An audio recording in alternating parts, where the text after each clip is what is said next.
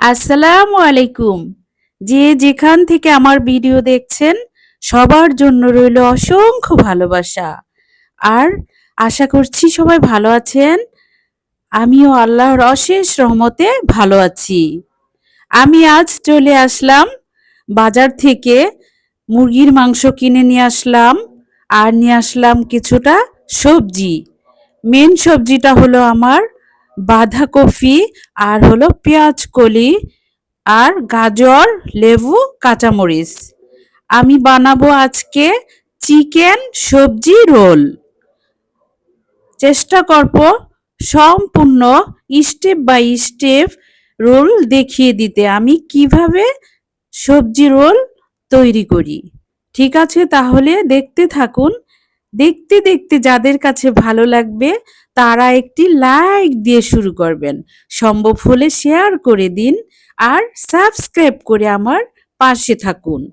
দেখুন, আমি নিয়েছি একটি মুরগি।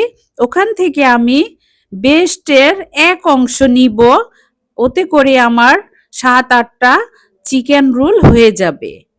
আর দেখিয়ে দেই বাহিরের দৃশ্যটা। শীতের সকাল আর ধুলোমাখা গাছপালা। দেখতে তো দারুণ লেগেছে। রৌদ্রের দেখা নেই আজ। দেখিয়ে দিলাম বাহিরের দৃশ্যটাকে। আমাদের এই মাঠে আজ হবে ওয়াজ। জানি না ভয়েস দিতে পারবো কিনা। ঠিক আছে, দেখুন আমার ভিডিওটা। আমি সবজি রোলের জন্য কেটে নিয়েছি বাঁধাকপি পরিমাণ মতো আর গাজর একটি, কাঁচামরিচ আর ধনিয়া পাতা, লেবুও নিয়েছি। আমি ব্যাটারের মধ্যে একটু দিয়ে দিব। আর মাংস কিউব করে ছোট ছোট করে কেটে নিয়েছি কিছুটা রসুন আর মরিচ দিয়ে চিলি ফ্লেক্স তৈরি করে রেখেছি। নিয়েছি কালো গোলমরিচ ফাঁকি কিছুটা, নিয়েছি একটি ডিম, লবণ আর নিয়েছি ২ টেবিল চামচ কর্নফ্লাওয়ার। এটা আমি আমার সবজির মধ্যে দিয়ে দিব। এতে করে আমার সবজিটা খুব সুন্দর একটা থিকনেস চলে আসবে। আর যাদের কাছে কর্নফ্লাওয়ার নেই তারা ১ টেবিল চামচ পরিমাণ ওই ময়দার ব্যাটার থেকেই দিয়ে দিলে হবে। এতে করে পুরের থিকনেসটা খুব ভালো আসে। দিয়ে দিলাম ডিমের মধ্যে লবণ। এখন ভালো করে ফিটে নিব। ফিটা হয়ে গেলে আমি দিয়ে দিব ১ কাপ পরিমাণ ময়দা। আমার ১ কাপ পরিমাণ ময়দা দিয়েই ৭-৮ পিস সুন্দর মতো হয়ে যাবে। এতে করে আমার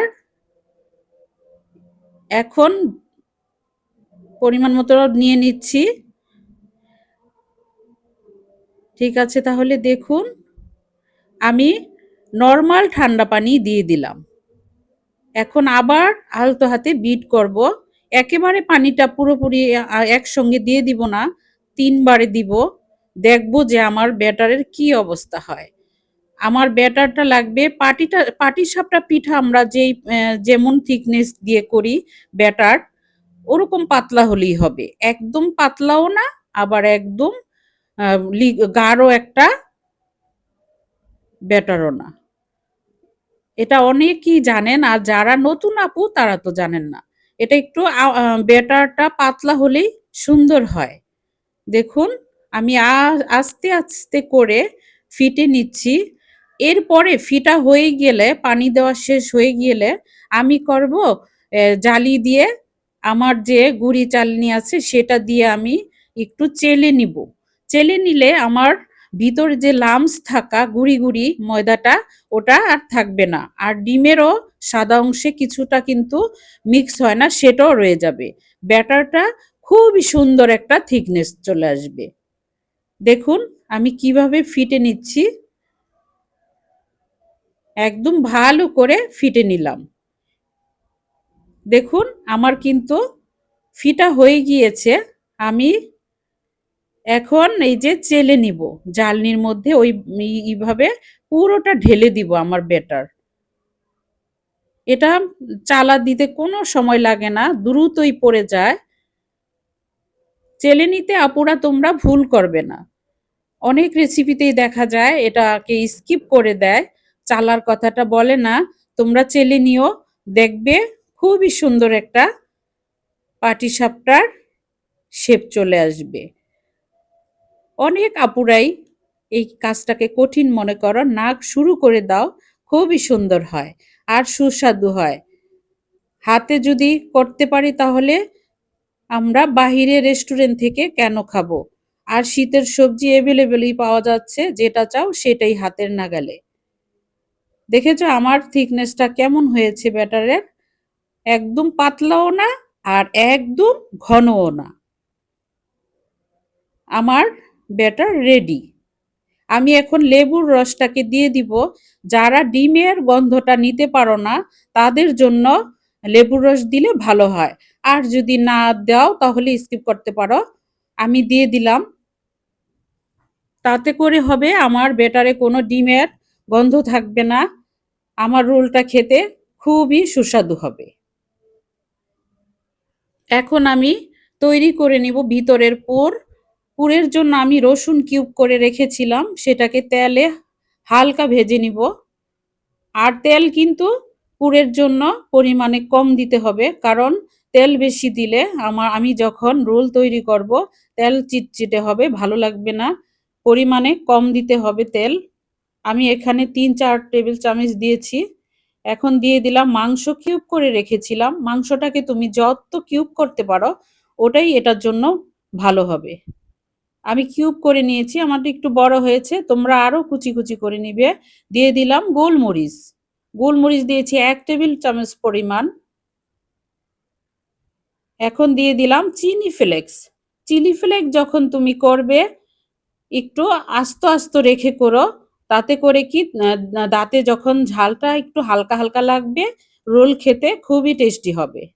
পরিমাণ মতো লবণ দিয়ে দিলাম। আর দিয়ে দিব ১ টেবিল চামচ পরিমাণ সয়া সস। আমার সয়া সসটা একটু বেশি পড়েছে, সমস্যা নেই। দেখো আমি একটু হালকা হাতে নেড়ে চেড়ে নিচ্ছি। মাংসটাকে তত ভাজার কোনো দরকার নেই। এখন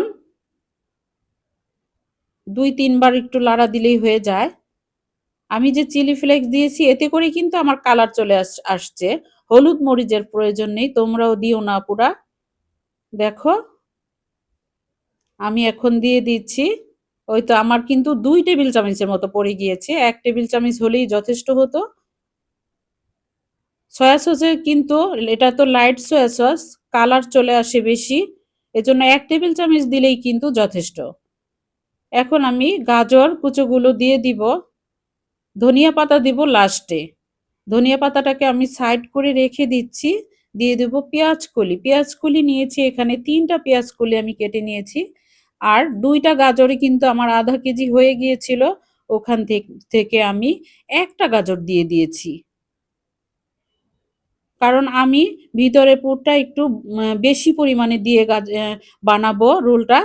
তাতে করে কি খেতে কম্বিনেশনের খুব ভালো লাগবে। এই তো দিয়ে দিচ্ছি এখানে ২ কাপ পরিমাণ বাঁধাকপি আছে।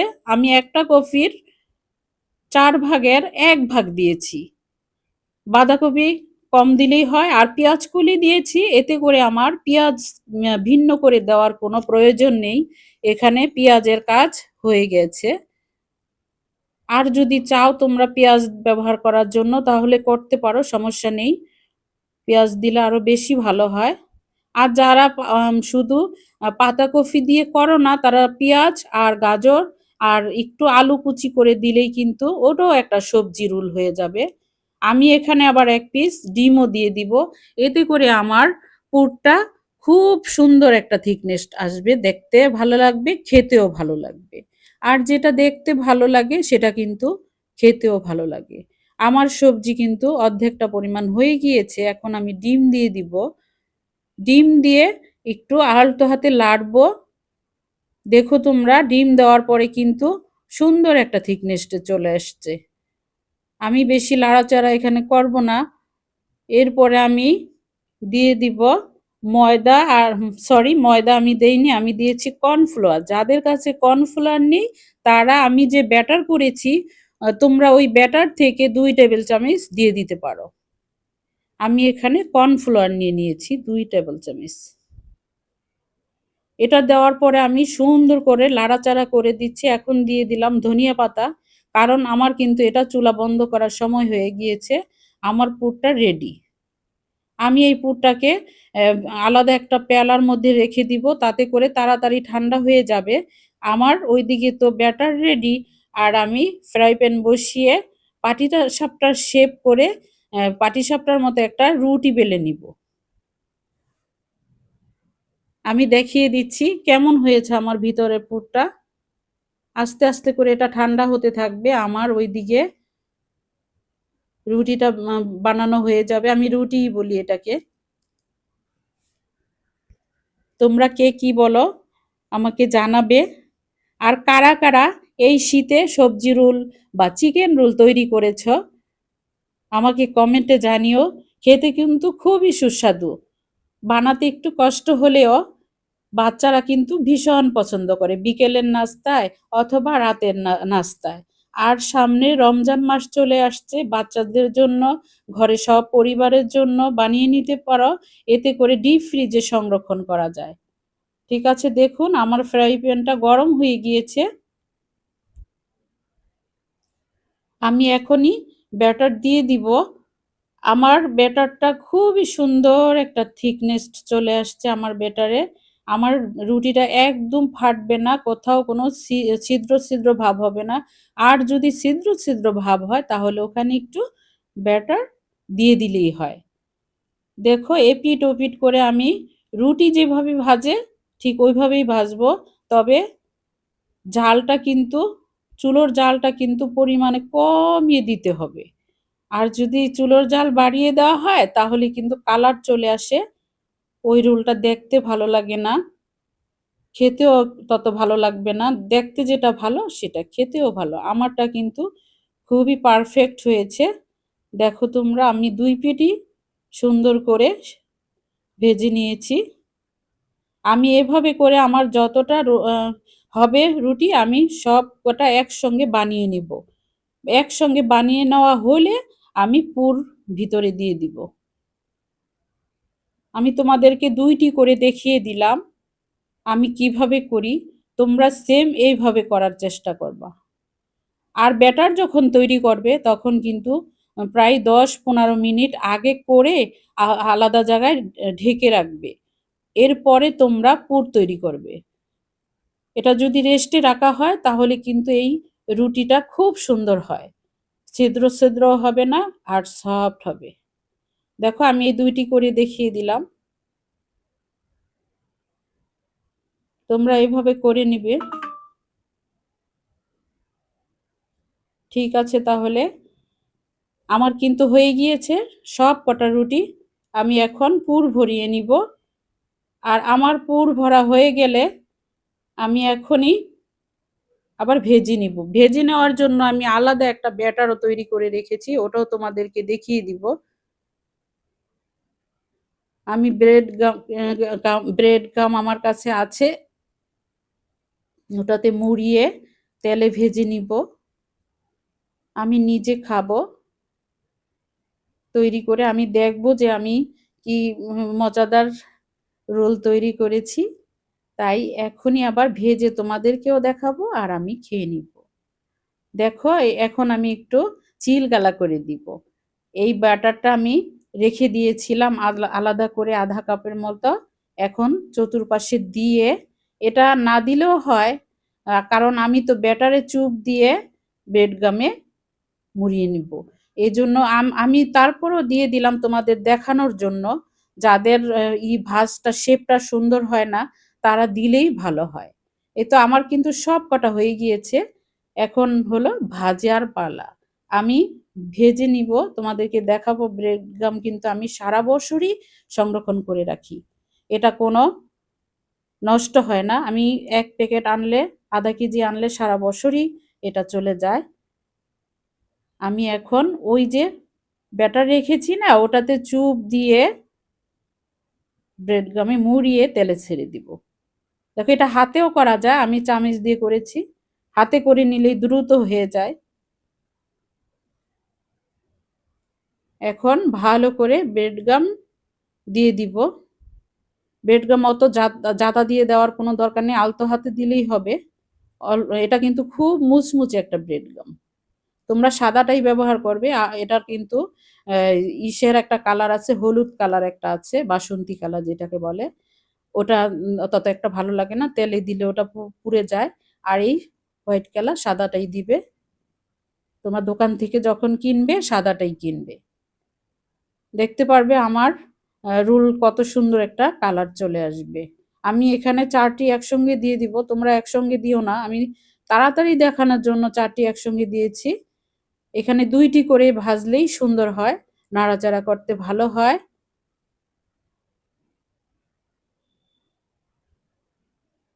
যখন আমি বেশি করে দিয়েছি কিন্তু লাড়তে একটু কষ্ট হয়।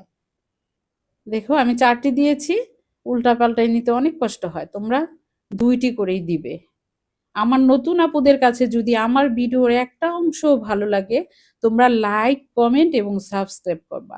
আর তোমাদের আত্মীয়-স্বজন সবার কাছে আমার শেয়ার করে দিবা আমাকে।